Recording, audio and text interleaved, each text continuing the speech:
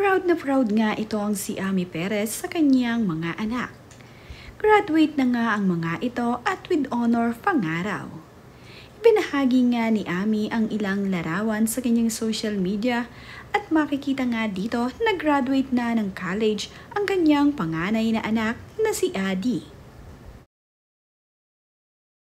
Ayon nga sa post sa caption ni Ami Perez sa kanyang ibinahaging larawan at video sa graduation ng kanyang anak ay, "It wasn't an easy journey, but with God's grace, we accomplished it. I am so incredibly proud of you. I remember your high school graduation when you said, 'Mama, we did it.' And now, here we are again. You've done it, Adi. Congratulations. Enjoy this next chapter of your life. We love you very much. Thank you, Lord, for sustaining us. To God be all the glory."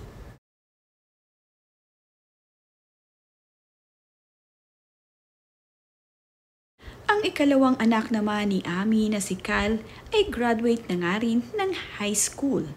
With honors nga rin itong si Kyle at ang kanil namang bunso na si Seiya ay graduate na rin ng grade 6. Proud na proud din ang mag-asawang Ami Perez dito sa kanilang bunso na si Seiya. With honors nga rin ito at full support nga ang family ni Ami Perez sa graduation nitong si Seiya.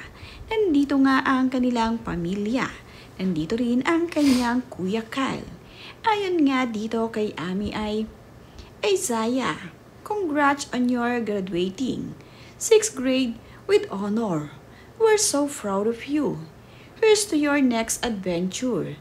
May it be as awesome as you. We love you. To God be all the glory."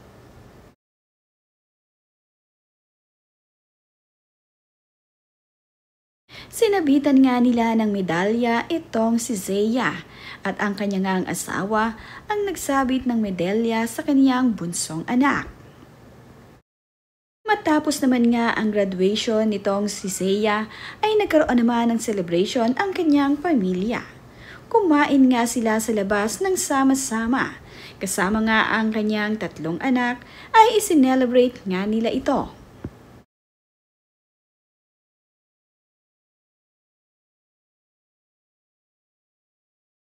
Ice cream kami free.